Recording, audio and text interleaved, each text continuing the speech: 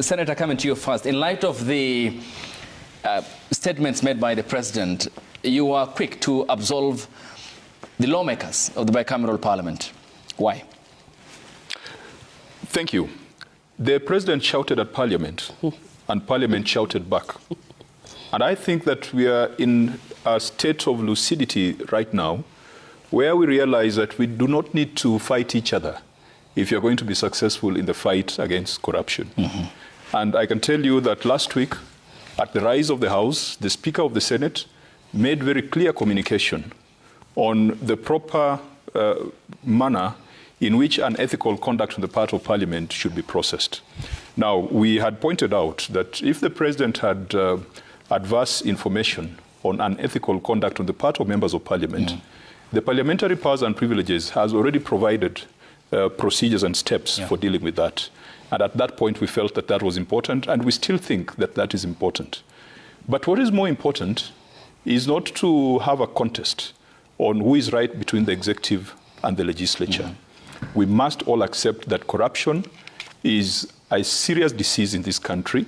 It is in the legislature, it is in the executive, it is in the judiciary. At the end of the day, Parliament represents the people of Kenya. It is a very small sample of just about 300 ladies and gentlemen representing 55 million people. That 55 million people has got a lot of good people, but there are a few wash-wash, there are a few conmen, there are a few corrupt people. And so you'd expect that if you've got a sample of 300, it would be representative of the population. So it would be foolhardy to deny that there could be wash-wash characters and corrupt characters in Parliament. I mean, it's a representation of the country. But what we objected to was generalization and condemning an entire institution. Because in the 13 years I've been in Parliament, there's never been a motion that has been moved that we therefore move that this house be corrupt. It is not institutional, it is personal, and that's how it should be dealt with. But we are with the President on the same page, that this matter needs to be dealt with, but it needs to be dealt with in a systematic manner and in a manner that respects institutions. And in my view, when we go back to Parliament, we must make sure that the agencies that we have established, the laws that we have passed, just the other day we passed the conflict of interest bill, which has got very serious implications. Bodies like EACC, can we give them budget to make them effective in implementing the Conflict of Interest Act? Bodies like the OAG, bodies like the Control of Budget, let us give them the capacity so that this fight is institutional and it is devoid of political witch hunt and political machinations. The President talked about some figure, and this is in relation to also what the Isiolo County Senator had decried at the floor of the Senate, and the tag names that were thrown around the chamber. And the money involved was 150 million Kenya shillings in the impeachment of Governor Abdi Guyo. To the best of your knowledge, did money exchange hands? It did not. To my knowledge, it did not. And I think that is such a grave accusation that if the President has raw intelligence on it, really he should do what he promised he was going to do at the parliamentary group meeting. It is extremely gross because, look, just 2 weeks before then, we were processing the division of revenue, the county allocation of revenue, and we also processed a new formula for division of resources amongst county governments. Isiolo County, we were able to ring fence almost 400 million additional. There were some counties that were getting a very low allocation, Isiolo being one of them, Tharaka Nithi being another one, Lamu, Nyamira, Nyandarua, Kirinyaga, Taita Taveta. There were about 11 counties. It would be grossly out of order if the Senate or Parliament appropriates additional resources to go to Isiolo for purchase of drugs, for completion of the county headquarters, for completion of the county assembly headquarters, for that money to be siphoned and used for purposes that are outrightly criminal. That, if that can be established, then I would be happy if you can make an example out of it. Council, did Parliament set itself up for this? There was a famous parliamentarian called Shikuku. One time he said KANU was, KANU was the only party, it was a single party. And he said KANU was dead. And saying KANU was dead was completely acceptable during Kenyatta's time.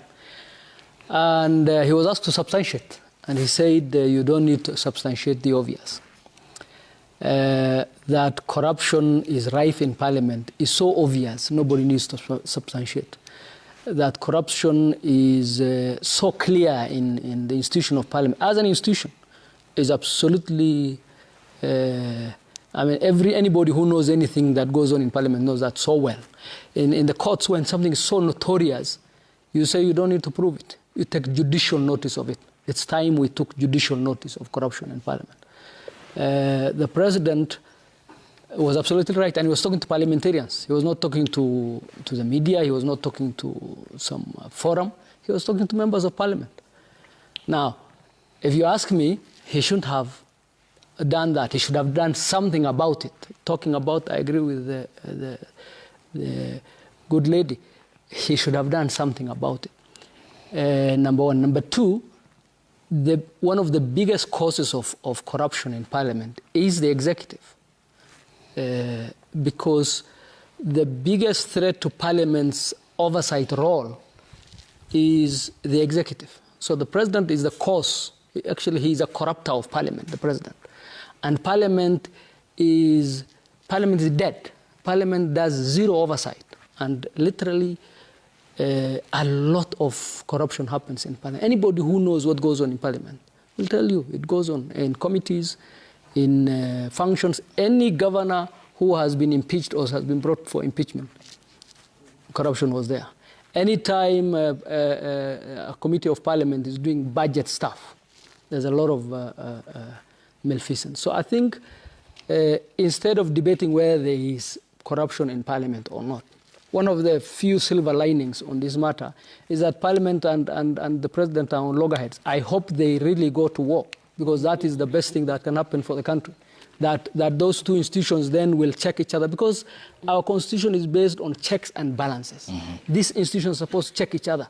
They are not supposed to be in bed. It started during Uhuru Kenyatta's time, when the former Speaker of Parliament, Muturi, thought he was an officer of President Kibaki's State House. It has continued to this Parliament. So there is corruption in Parliament. The President was completely wrong. I don't think the President is that interested in fighting corruption in Parliament. If he was, he needs to take the appropriate actions, not give a press conference, but actually do something about corruption in Parliament. And it will help the country if those institutions go to war. Yeah, good for democracy, you say. Senator Kajwang, then, how do you somewhat remedy the elastic principles of Kenya's political elite, including members of the bicameral parliament, where you belong, in cultivating such a culture of causing up to the executive and whoever occupies the State House? Well, I think, as I said, we must strengthen institutions. Parliament is an institution. Of course, if you are to look for the positives out of the conversation over the last 2 weeks, number one is that members of Parliament, both Senate and National Assembly, have now realized that they are dispensable, that they are not that very special in the eyes of the executive. They can be used and dumped. You saw members of the National Assembly very strongly defending our finance bill. The then chair of the Budget Committee, Ndidi Nyoro, made very strong statements why it was necessary to tax Kenyans more. And several other leaders in the National Assembly and members of the National Assembly stood up for that finance bill. The president called them to State House and said he was not going to assent to it, and they clapped. At that point, it should have dawned on my colleagues in the National Assembly and even in the Senate that we can be thrown under the bus. Now, the events of the last 2 weeks should now embolden Parliament to ensure that we do the right thing, so that at the end of the day, the judge will be Kenyans rather than the executive. Yeah. The other thing that has made Parliament quite lazy is the availability of funds that members of Parliament, particularly the National Assembly, can use to substitute their core constitutional mandate. I know some members of National Assembly who are very good managers of CDF, very good. You walk around their constituencies, schools are done, they are tiled, they are roofed, toilets are built, painted properly. But when they come to Nairobi, you wouldn't know that this is a member of National Assembly or member of Parliament. And for a long time, over the 20 years of CDF, it has enabled a situation where sometimes the people vote for a member of Parliament because he's the one who knows how to gawa money properly, rather than he's the one who can oversight. So the conversations of the last week, the candid conversations around CDF, the candid conversations around corruption, must jolt us back to the realization that at the end of the day, the principle is the people. Okay. The principle is not the executive. Yeah. And I think it is good. It definitely, because for proper functioning of a democracy, it's not just about institutions fighting. There must be complementarity.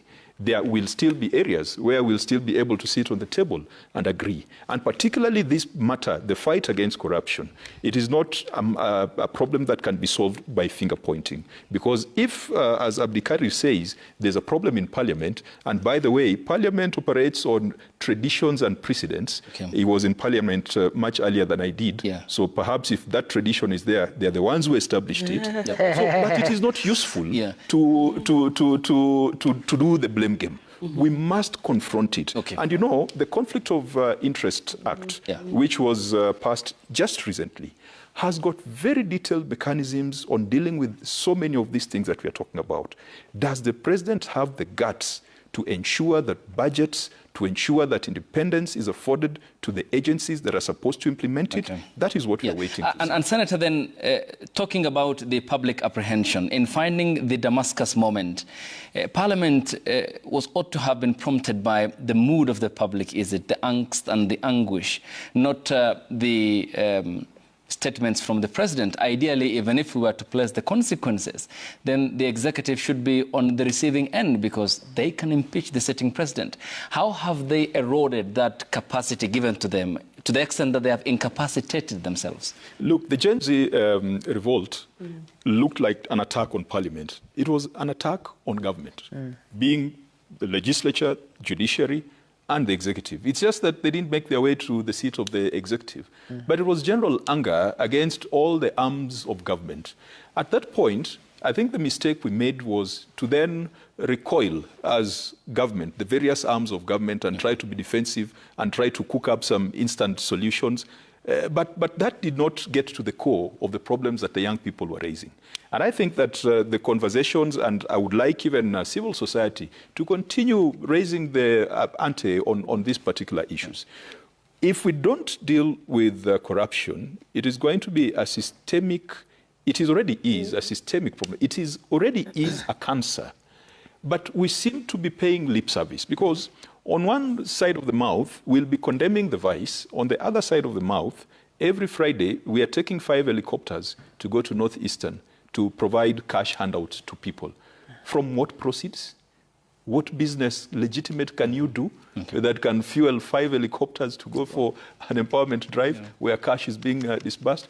This Damascus moment, if we didn't learn anything from the Gen Z revolt, and if we don't take advantage of this particular Damascus moment on the part of the president, I can tell you in the next 1 year, the young people are going to run us out of town. Senior Counsel, this crusade ought to have been driven by the ACC, the ODPP, is it? Why the president? So can I first of all visit the Parliament? In terms of quantum, the amount of money that exchanges hands in Parliament is very little because they're just few and the amounts are small. The biggest problem, the biggest disservice is the work Parliament would have done that goes undone. The most important institution of governance is Parliament. It's not the ODPP, it's not EACC, it is Parliament. Parliament is institution number 1 under the Constitution. So you lose out as a country on all the things Parliament will have done. One project done by the executive is billions of shillings, and it's stolen. And the people who are to have checked that is Parliament, and they're missing the action. So that's really where my beef with Parliament is, because I was a former parliamentarian and I know what Parliament can do. In terms of the ODPP and